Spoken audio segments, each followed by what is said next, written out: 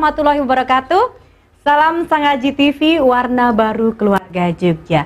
Senang sekali rasanya di kesempatan siang hari ini kembali Syarika yang kita bisa menyapa Anda dalam sebuah program acara khusus spesial dipersembahkan oleh Dinas Kesehatan Daerah Istimewa Yogyakarta bekerja sama dengan Komisi D DPR DIY. Tentu saja kali ini sebuah acara yang spesial. Inilah Joteng Mojo Teng Briki. Baik, terima kasih pemirsa, masih setia bersama dengan kami. Tentu saja selama 1 jam ke depan kita akan hadir dengan berbagai informasi menarik, tentu saja berkaitan dengan masalah kesehatan. Dan tempat terasa kita sudah di hari ke-15 untuk umat muslim di seluruh dunia untuk menjalankan ibadah puasa. Jadi bagaimana nih puasa Anda? Apakah masih semangat? Karena puasa identik dengan berbuka dengan yang manis-manis gitu ya. Tapi untuk kali ini kita akan berkaitan dengan yang manis-manis tadi. Waspada dengan yang manis-manis, karena yang manis-manis tidak selalu membawa hidup kita menjadi lebih manis. Karena untuk kali ini, manis-manis ini ternyata ada ancaman kesehatan, bahaya kesehatan pemirsa, yaitu tentang diabetes. Untuk itu kita akan mengangkat sebuah tema yang sangat menarik, yaitu kondisi prediabetes dan panduan diabetesi. Untuk itulah kita akan menghadirkan narasumber yang tentu saja ahli di bidangnya untuk bisa mengupas tuntas masalah ini bersama dengan kita semua yang hadir di Sangaji TV di siang hari ini. Jadi akan langsung saya sapa saja. Yang pertama kita akan hadirkan Dr. Vina Yanti Susanti SPPD KEMD MSc PhD dari Rumah Sakit Pusat Dr. Sarjito. Selamat siang dokter. Siang. Panggilnya Dr. Vina ya? Vina. Dr. Vina. Ya. Sehat dok? Alhamdulillah sehat. Kabar baik ya dok ya? Tetap puasa ya dok ya? Alhamdulillah. Ya, ini ke dokternya adalah garda terdepan untuk masalah kesehatan, terutama untuk masyarakat Yogyakarta. Karena setiap hari beliau harus berhadapan dengan pasien-pasien dengan berbagai masalah kesehatan ya dok ya. Jadi harus tetap sehat ya dok ya. Dan kali ini nanti kita akan banyak bincang-bincang tentang diabetes ini dok ya. Dan yang kedua kita menghadirkan dari Komisi D DPRD DIY, beliau adalah Dr. R. Stefanus C. Handoko Eskom MM. Selamat siang. Aduh biasanya kalau di sini hadir tuh Bapak gitu panggilnya ya. Kalau ini Bapak nggak, ini ada masih seusia angkatan kita ya dok ya. Jadi kita panggilnya Mas aja ini dengan Mas Stefanus ya. Iya. Selamat siang Mas Stefanus. Selamat siang, salam sehat.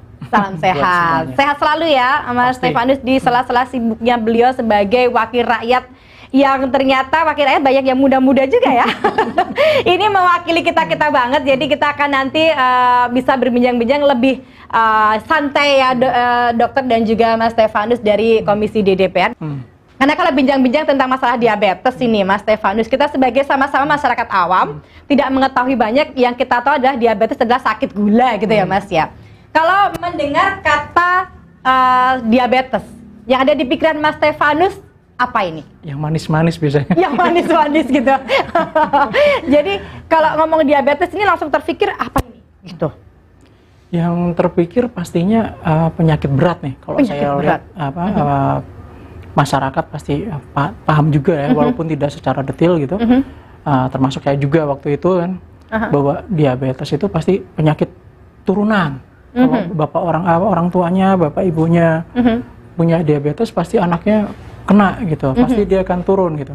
Tapi sebenarnya yang saya tahu juga tidak mutlak seperti itu gitu kan, tapi kepada pola hidup. Benar-benar. Jadi lebih banyak orang dari pola hidup yang kurang baik, ya turunlah penyakit yang disebut diabetes itu. Benar. Jadi sedikit banyak kita tetap sudah paham gitu ya Mas Stefanus bahwa diabetes itu. Kalau menurut saya mungkin banyak orang yang sudah tahu tapi detailnya tidak tahu gitu ya. Dan bagaimana preventifnya, bagaimana pola hidup sehatnya seperti apa gitu kan. Nah, yang menjadi tren, bukan tren ya, kebiasaan orang Indonesia, orang Jawa, kalau nggak makan nasi, katanya belum makan. Padahal sebelumnya makan Indomie, telur, dan kawan-kawannya. Apalagi masyarakat Jogja, masyarakat Jawa. Minumnya kalau pagi hari teh manis, kental gitu ya Mas ya. Bahkan ada iklan brand yang sangat terkenal juga, apapun makanannya, minumnya. Betul. Itu kan juga, ya, itu manis banget juga, nih, kan, manis benar-benar. Banyak sekali produk-produk di Indonesia yang memang ya seperti kebiasaan hidup orang Indonesia gitu, minum tuh biasanya manis gitu. Jadi udah kayak semacam tradisi gitu ya. kombinasi tadi karbohidrat, karbohidrat mengandung gula, itu entah apapun bentuknya, Indomie, kok nyebut nama?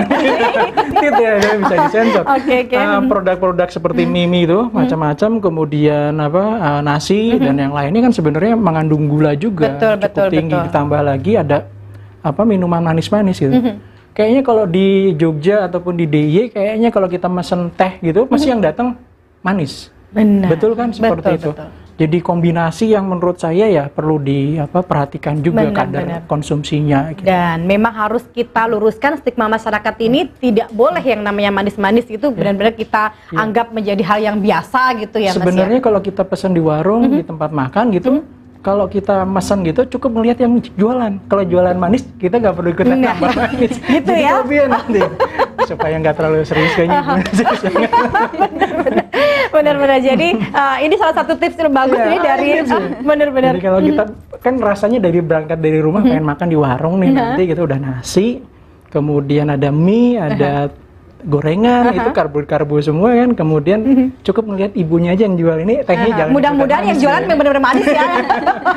Konsepnya langsung jangan ditambah lagi dengan manis yang berlebih gitu. Kadang di teh itu kita minta manis 2-3 sendok kan cukup tinggi. Mungkin padahal sebenarnya seberapa sih kebutuhan gula yang harus kita dapatkan, asupan gula itu sebenarnya standarnya berapa yang kita butuhkan. Mas Stefanus, kalau tadi disampaikan oleh dokter, angka dari peningkatan kasus-kasus diabetes ini bukannya menurun tapi selalu meningkat, bahkan cenderung perlu dikhawatirkan. Tapi kok ada yang telepon dulu nih, Bang? Jadi kita akan menjawab dulu telepon berikut dari siapa, monggo. Halo, selamat siang. Halo, selamat siang. Halo, bersama dengan Ibu siapa di mana? Ibu Dia. Ibu Dia di mana, Ibu?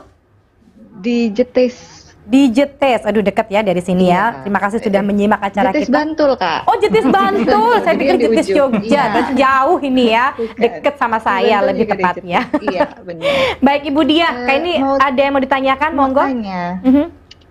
Mau tanya sama Dokter Vina. Selamat siang, Dokter. Maaf, ini mau tanya jadi kebiasaan saudara saya itu niatnya mengurangi nasi nih. Jadi dari pola makannya dia mau mengurangi nasi, terus tapi misalnya dia udah 3 sampai seminggu mengurangi nasi, fisiknya dia tuh bisa dibilang kayak nggak fit gitu. Oke, jadi memang sudah sebelumnya pasien diabetes? Bukan. Oh, bukan. Jadi memang dia untuk mau diet gitu ya. Dia untuk mengurangi nasi. Iya, dia benar. Nah, tapi fisiknya dia ternyata nggak kuat nih. Tiap kali dia mau niat mau mengurangi nasi. Nah, itu gimana nih, Dok? Oke, baik. Itu saja Bu Dia. Gitu. Itu aja. Baik, terima kasih Bu Dia. Mbak Dia kayaknya ini masih muda ya. Baik, terima kasih Mbak Dia. Kembali kita ke Mas Stefanus, ini harus dijawab ini nih.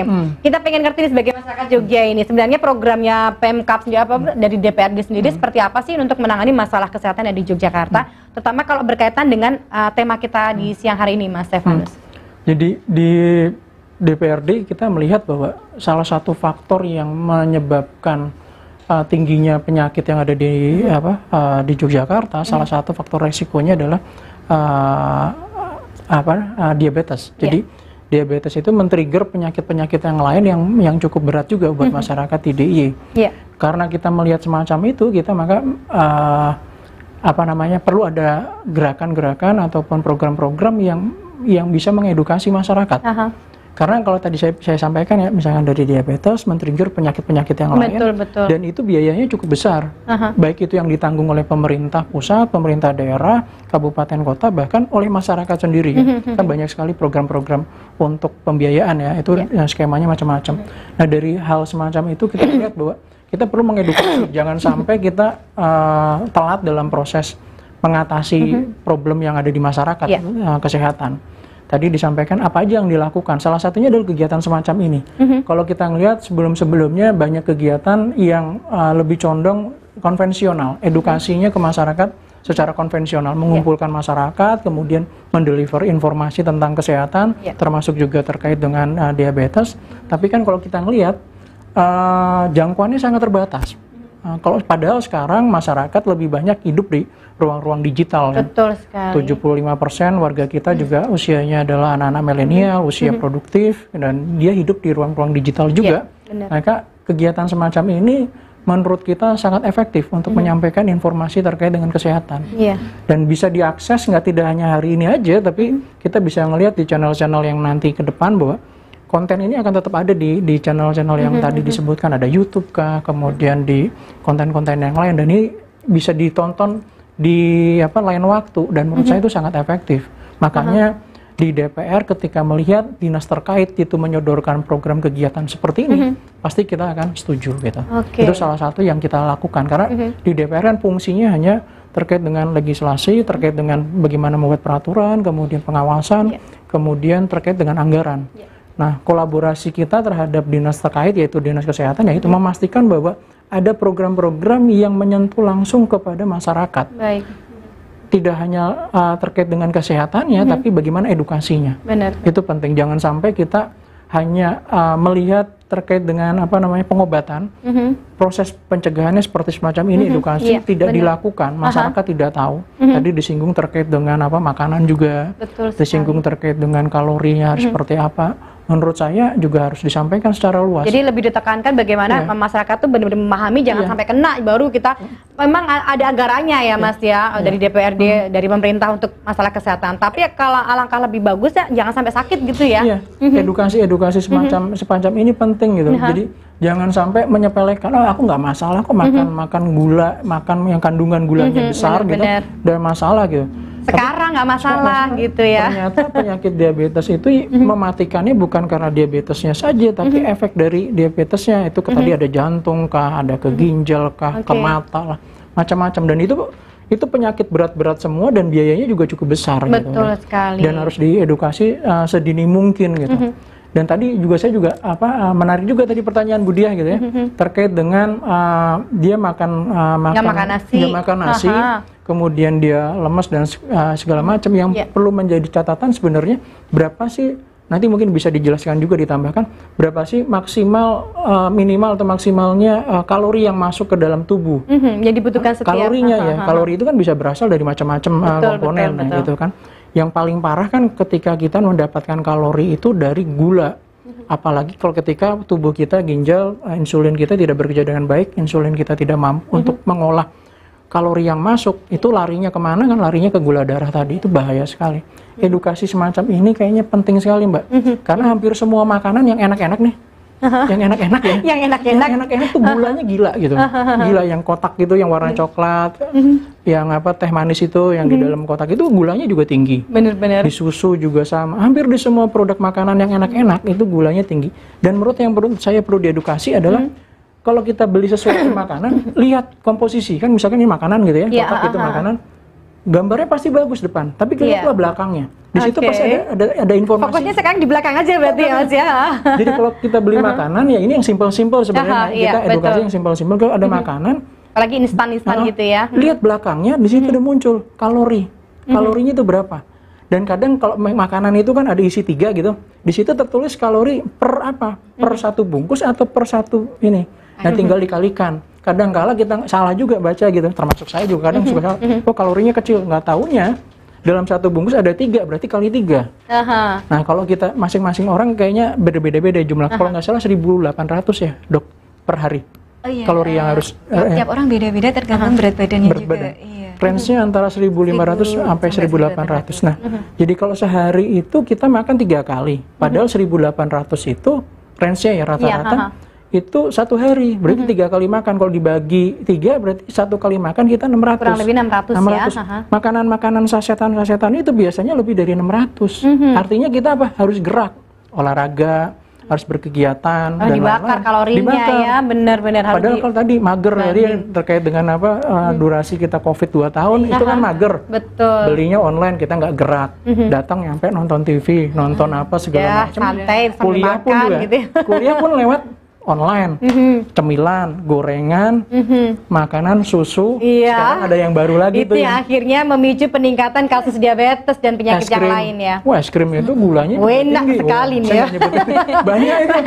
Sambil laptop, nah itu edukasi semacam itu. Luar biasa. Kalori yang paling penting, mungkin yang jarang disampaikan adalah sebenarnya kalori kita yang harus dihitung. Bukan yang kita sekedar menghindari gula, tapi ternyata kita makan mie instan, makan nasi. Oh, kita nggak makan nasi, nggak makan mie instan, tapi makan singkong. Singkongnya banyak. Sama. Baik. Jadi memang yang penting adalah kita menghitung kalori yang kita butuhkan. Kalau gitu sudah dari kesadaran masyarakat kita bahwa kalori yang kita butuhkan sekian, tidak boleh dipantang, harus dilanggar gitu, harus. Kalau kita lebih dari standarnya kita harus olahraga. Oke, baik. Ini penting ya, sangat erat kaitannya dengan masalah diabetes. Baik, ada yang mau disampaikan kembali oleh Mas Stefanus ini secara pribadi atau mewakili dari DPRD? Yang menarik itu kan sekarang banyak orang melihat makanan apapun dari pandangan pertama gitu ya, depan tidak melihat kandungannya. Mungkin ya kita peran semua pihak ya, dari pihak akademisi, dari pihak kesehatan, kemudian semua teman-teman di media juga perlu menyampaikan kepada masyarakat secara luas juga bahwa kita bersama-sama mengedukasi terkait dengan makanan. Kita jangan lupa melihat kandungan gizi di dalam makanan itu di belakang bungkus ya. Belakang labelnya terus selalu kita perhatikan gitu ya Mas ya. Label itu yang pertama. Kemudian kita juga itu kan makanan yang berlabel itu Mas. Kalau yang makanan-makanan mungkin tanpa label gitu. Kita bisa belajar untuk mengira-ngira tanda kutip. Tadi disampaikan satu piring, kalau seperempat piring itu sebenarnya kalori dari yang dihasilkan dari nasi itu berapa sih sebenarnya. Kemudian sayur itu berapa, kalau daging itu berapa. Itu kita harus mulai belajar hidup sehat dengan peka dengan seperti itu, tidak lagi nasi penuh gitu, kemudian taruh, kemudian kita juga ceroboh dengan makan makanan yang kemasan-kemasan yang ternyata mengandung kalori yang cukup besar. Itu basic sekali sebenarnya, basic bagaimana kita untuk bisa hidup sehat, menghindari terkait dengan diabetes sebenarnya. Itu kuncinya. Jadi bukan bagaimana kita harus pengobatan ya, tapi paling gampang itu adalah mencegahnya. Betul. Mencegahnya karena itu paling mudah sebenarnya gitu. Kita aware dengan apa yang kita makan, kita ini. Dan bagaimana dengan pemerintah lakukan? Pemerintah selalu melakukan mendorong bahwa semua makanan yang dalam kemasan itu ada kandungan gizinya wajib dicantumkan. Tujuannya apa? Tujuannya untuk itu, bukan sekedar label-labelan sebenarnya gitu. Jadi harus konsisten benar ya. Pemerintah menginginkan agar masyarakat juga paham bahwa yang dimakan tuh apa sih sebenarnya, gizinya berapa sih. Ternyata kalorinya berlebih. Kayak tadi yang 3 kali makan ya, kita hidup kan 3 kali makan. Betul. Ya kalau misalkan average ya rata-rata ya, memang personalized banget ya, tiap orang berbeda-beda, tapi rata-rata 1.500 sampai 1.800. Kalau kita dalam sehari sudah lebih dari itu, ya kita mau nggak mau ya kita harus membakar. Nah kan sekarang juga ada banyak sekali aplikasi yang membantu untuk bagaimana membakar kalori kan. Iya betul.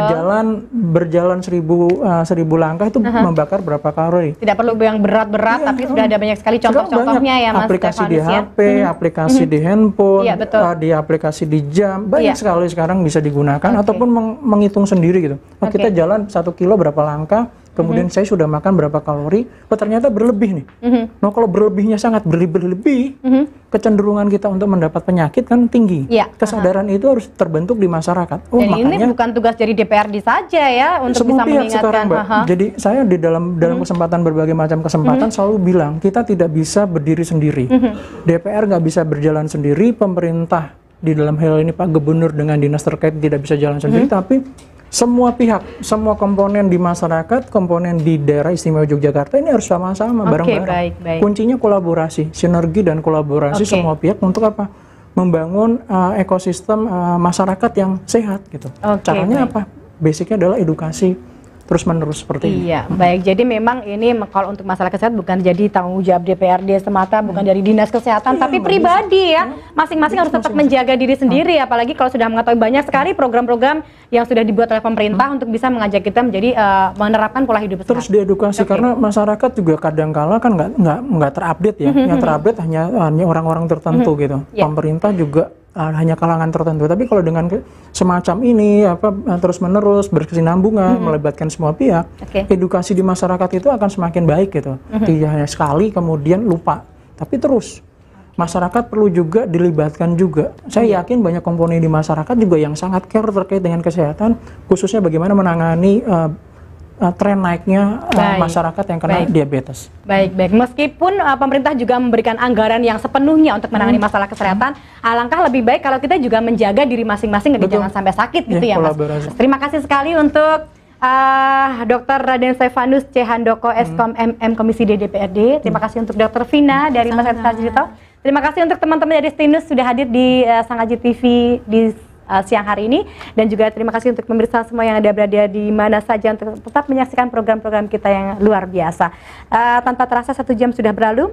Saya Rika Anggita harus undur diri. Tetap semangat. Kesehatan memang bukan segala-galanya, namun ketika kita sehat kita bisa melakukan apa saja. Terima kasih dan wassalamualaikum warahmatullahi wabarakatuh.